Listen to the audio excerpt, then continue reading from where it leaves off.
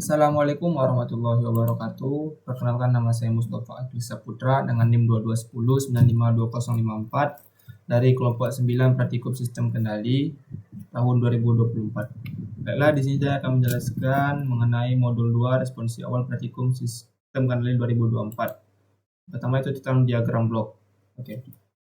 Diagram blok adalah hubungan antara output dan input suatu sistem yang dapat digambarkan dengan suatu blok atau yang biasa kita kenal dengan diagram blok yang mengandung fungsi transfer.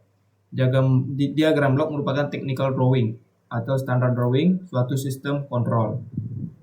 Dengan representasi diagram blok, keserupaan atau kemiripan berbagai tipe sistem kontrol dapat dipelajari.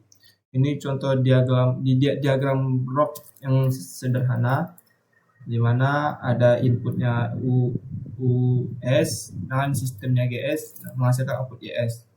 Dengan fungsi transfernya yaitu sistem GS sama dengan output per input atau YS per US. Oke.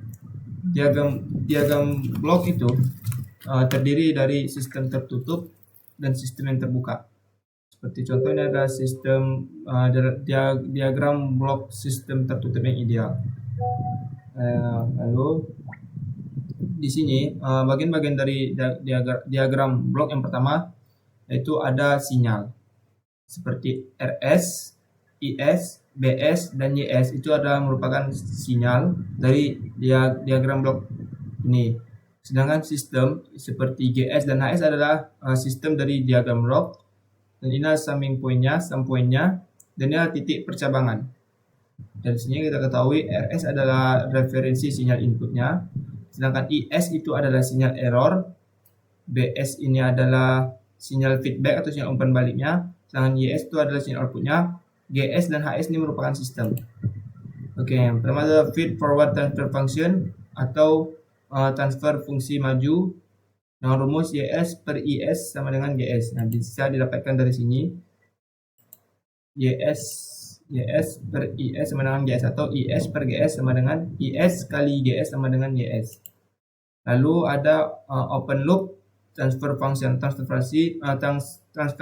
fungsi dari loop terbuka, di mana BS per IS sama dengan GS HS atau IS, kita bisa lihat pada gambar BS per IS sama dengan GS per HS atau BS sama dengan ES kali sistem GS kalikan dengan sistem HS. Lalu ada closed loop transfer function atau lingkar tertutup dan fungsi transfer yaitu YS per YS dengan rumusnya GS per 1 tambah GS HS.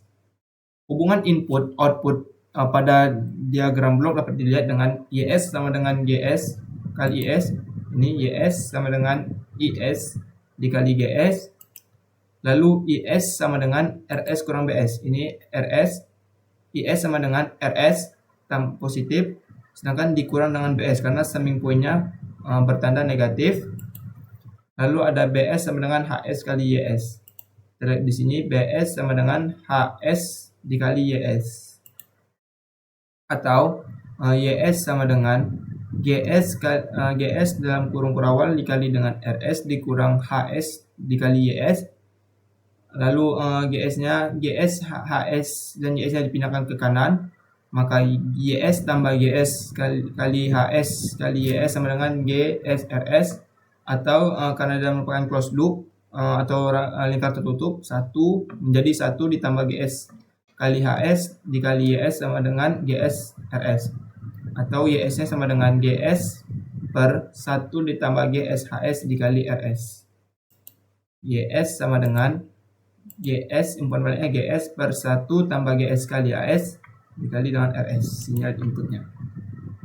Lalu ada hubungan yang namanya diagram blok seri, di mana diagram blok seri adalah sistemnya terletak secara seri. Setelah pada contoh di gambar ini, RS sama dengan G1S G2S lalu ke YS. Maka untuk fungsi transfernya yaitu GS dikalikan dengan G2S sampai dengan GKS. Itu merupakan blok diagram apabila berhubungan seri. tinggal sistemnya tinggal dikalikan saja. Lalu ada yang paralel. Paralel berarti bertingkat, jadi memiliki titik cabang dari sinyal input, dia akan memasuki percabangan, lalu melewati sistem G1S dan melewati sistem G2S sampai hingga melewati sistem GKS. Untuk paralel, maka fungsi transfernya itu G1S ditambah G2S ditambah sampai seterusnya dengan G sebanyak K dalam kurung S. Jadi kalau untuk seri itu sistemnya dikalikan, sedangkan untuk paralel sistemnya ditambahkan dan sebelum sinyal input akan memasuki titik percabangan. Lalu itu ada namanya feedback. Feedback itu merupakan umpan balik di mana dari RS menuju ke sistem, sebelum dia menuju ke outputnya maka ada umpan balik dari G2S ke summing pointnya. Umpan baliknya memiliki fungsi transfer.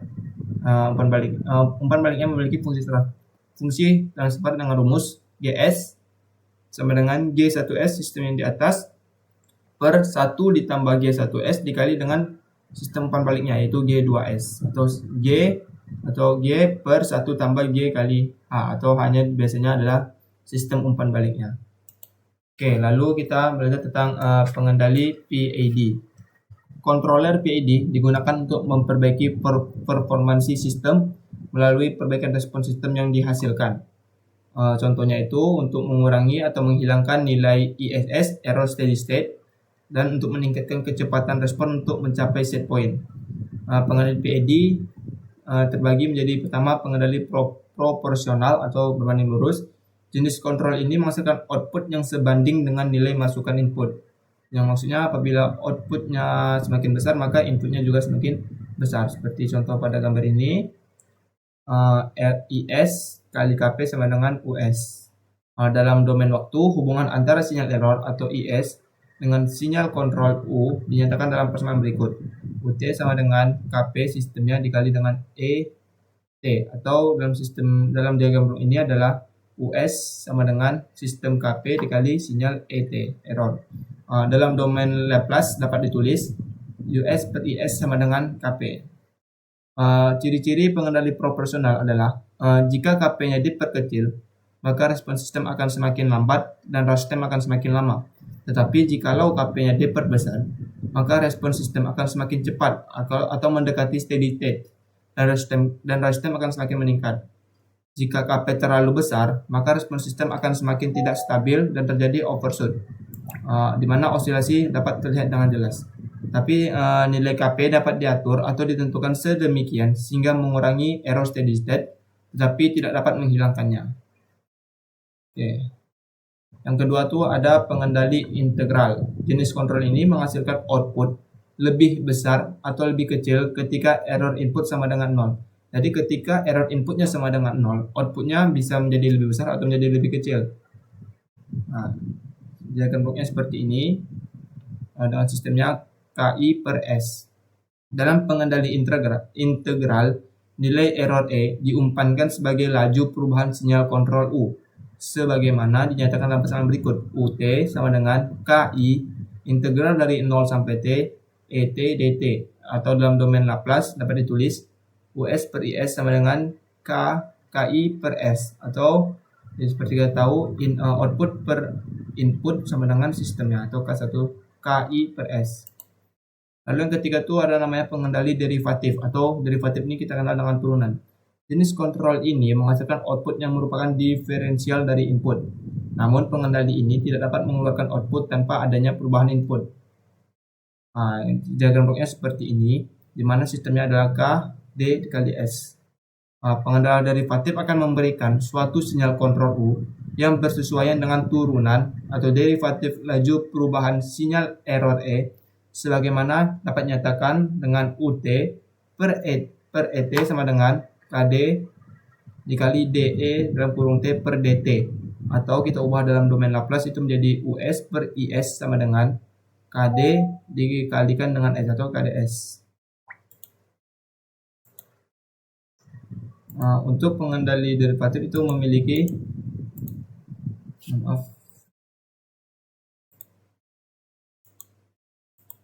untuk pengendali derivatif, karakteristik pengendali derivatif adalah yang pertama, Pengendali derivatif tidak dapat menghasilkan output jika tanpa ada perubahan.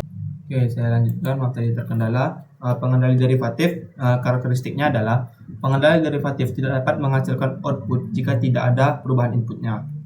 Karena seperti kita tahu tadi, pengertian dari derivatif adalah jenis kontrol ini akan menghasilkan output yang merupakan diferensial dari input, namun pengendali ini tidak dapat mengeluarkan output tanpa adanya perubahan input.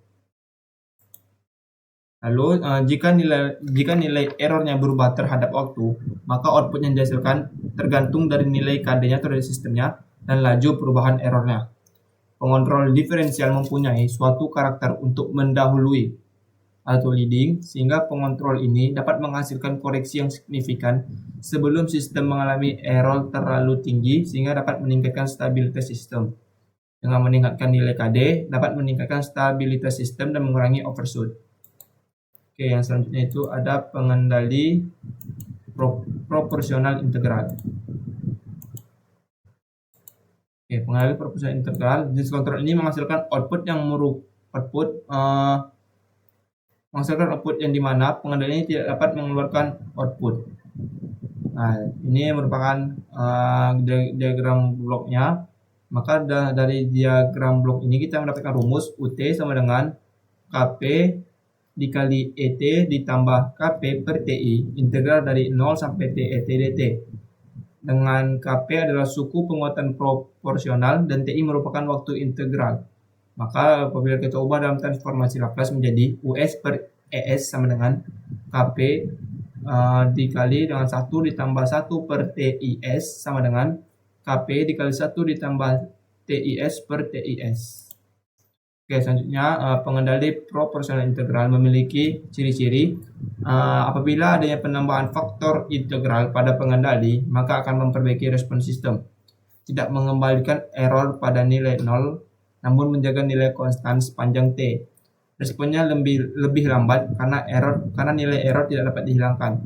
Nilai overshoot-nya terlalu tinggi, berpeluang terjadi overshoot.